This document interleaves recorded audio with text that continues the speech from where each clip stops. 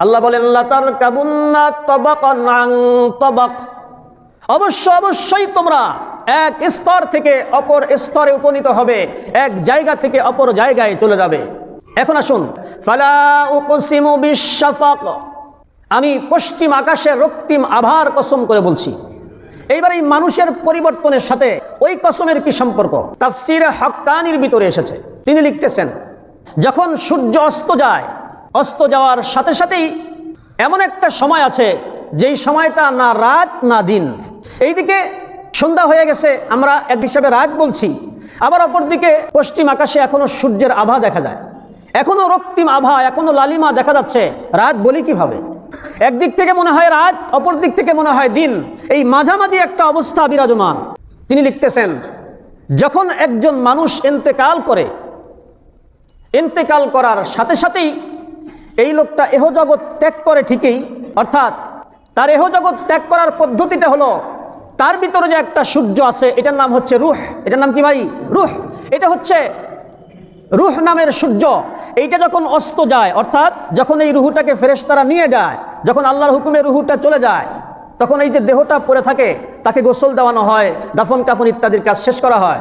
বলে যদিও সে দুনিয়ার থেকে চলে গিয়েছে, এখনো পর্যন্ত পুরাপুরি সে চলে যায়নি। বলে কিভাবে? যেমন সূর্য অস্ত গেল, এখনো পর্যন্ত তার লাল আবরণ দেখা যাচ্ছে, মনে হয় সূর্য এখনো অস্ত যায়নি, অথচ কিন্তু অস্ত চলে গেছে, অথচ অস্ত চলে গেছে। যেই মানুষটি বর্তমান এই মুহূর্তে ইন্তেকাল করলো, যদিও আমরা বলছি সে তো আর এই দুনিয়ায় নাই, তার রূহ এখানে নাই, কিন্তু যেমনভাবে সূর্যের আভা দেখা যায়, সূর্যের রক্তিম আভাটা দেখা যায়, অনুরূপভাবে এই লোকটাও যেন এই কথা বলতে চায়, আরে আমি এখনো বেশি দূর যাই নাই, আমি কাছাকাছি আছি। যেমনভাবে ওই সূর্যের রক্তিম আভাটা এইটা যেন বলতে চায় সূর্য এখনো ডোবেনি, সূর্য এখনো ডোবেনি। এই মৃত্যু ব্যক্তিও যেন এই কথা বলতে চায়, আমি যে আমার বিবিকে রেখে আসলাম, আমি যে আমার সন্তানকে রেখে আসলাম, আমি যে আমার সম্পদগুলি রেখে আসলাম, মোহাব্বতের মানুষগুলিকে রেখে আসলাম, এই কথা আমি ভুলতে পারি না। এখনো মুর্দা এটা ভুলতে পারে না। ঘন ঘন স্মরণ হচ্ছে, তাকে কে গোসল দেওয়াচ্ছে, কে জানাজার নামাজ পড়াচ্ছে, কে তাকে দাফন করছে, এই সব মুর্দা ব্যক্তি টের পায়, সবগুলি মুর্দা ব্যক্তি টের পায়। মুহতারাম হাজিরিন, মুর্দা যেন বলতে চায় আমি এখনো যাইনি, আমার এই মালের মহাব্বত এখনো যায়নি, আমার বিবির মহাব্বত এখনো যায়নি, তার মানে আমি এখনো দুনিয়ায় কিছুটা যেন আছি। যেমন ওই যে সেই লাল আভাটা দুনিয়ায় এখনো আছে, মনে হয় দিন এখনো আছে, অথচ রাত কিন্তু চলে এসেছে। ঠিক অনুরূপ এই মৃত্যু ব্যক্তিও যেন বলতে চায় আমি এখনো পুরাপুরি আসিনি।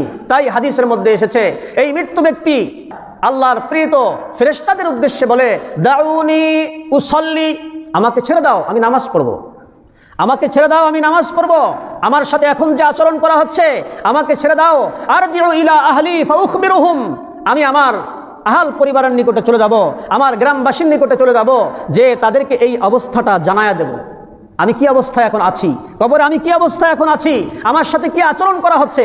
তার মানে এখনো সে দুনিয়ার কথা বলে নাই, এখনো সে দুনিয়ার কথা বলে নাই। যেমনভাবে ওই সূর্যের আলো এখনো বাকি থাকার কারণে মনে হয় যেন এখনো দিন বাকি আছে, অনুরূপভাবে এই মৃত্যু ব্যক্তির এই সকল আশা আকাঙ্ক্ষা অনুযায়ী মনে হয় এখনো সে মরে নাই, এখনো সে কি ভাই মরে নাই। কিন্তু আবার কিছুক্ষণ পর দেখা যাবে সূর্যের এই রক্তিম আভা আস্তে আস্তে আর আকাশে থাকে না, আস্তে আস্তে আর আকাশে থাকে না, এক সময় সাদা বর্ণ ধারণ করে। তার মানে এখন আর দিন নাই, এখন রাত্র চলে এসেছে, রাতের শুরু ভাগ চলে এসেছে। অনুরূপভাবে তাফসীরে হাক্কানির ভিতরে লিখছেন, বলে এক পর্যায়ে এই মৃত্যু ব্যক্তি তার দুনিয়ার আত্মীয় স্বজন, টাকা পয়সা, ধন দৌলত ইত্যাদি মহাব্বতের বস্তুগুলির কথা স্মরণ করে করতে করতে এক পর্যায়ে সে আর এগুলি স্মরণ রাখে না, এইগুলি আর তার স্মরণ রাখার কোনো প্রয়োজন হয় না, স্মরণ করে কোনো তার লাভ হয় না। সে একটা অন্য জগতের দিকে তখন রওনা হয়, অর্থাৎ ফেরেশতা তার সাথে এখন অন্যরকম আচরণ করে। যদি সে ভালো হয় তো আলহামদুলিল্লাহ, ফেরেশতা ভালো আচরণ করে, তখন সে আরামের বিছানায় ঘুমায়া অন্য একটা জগতে চলে যায়। যদি সে বদকার হয় তাহলে তার সাথে ফেরেশতারা যেমন আচরণ করে, তখন আর এই দুনিয়ার কথা সে অতটা স্মরণ রাখে না, তখন সে আরেক জগতে চলে যায়, এই আযাবের জগতে সে চলে যায়, তার উপর শুধু শাস্তি হইতে থাকে, শাস্তি হইতে থাকে। যেমনভাবে সূর্য অস্ত যাওয়ার পর এই লাল রেখাগুলি আস্তে আস্তে অস্ত যায়, তার মানে রাতের দিকে ধাবিত হয়, অনুরূপভাবে মৃত্যু ব্যক্তি এই অবস্থা থেকে আস্তে আস্তে সামনের দিকে যায়, হয় তার সুখ হয় আর না হয় দুঃখ হয়। এবার আসুন, রাত আস্তে আস্তে গভীর হয় কিনা? রাত আস্তে আস্তে গভীর হয়, যত গভীর হয় তত কালো হয়, যত গভীর হয় তত কালো হয়। রাত গভীর হওয়ার মানেই হচ্ছে দিন আস্তে আস্তে দূরে সরে গেল, রাত যত গভীর হয় দিন তত দূরে সরে। কথা বলেন ঠিক কিনা? রাত যত গভীর হয় দিন তত দূরে সরে। অনুরূপভাবে এই মৃত্যু ব্যক্তি এর দিন যত অতিক্রান্ত হয় ততই সে দুনিয়ার কথা সম্পূর্ণ আস্তে আস্তে ভুলতে থাকে, সে অন্য একটা জগতে চলে যায়।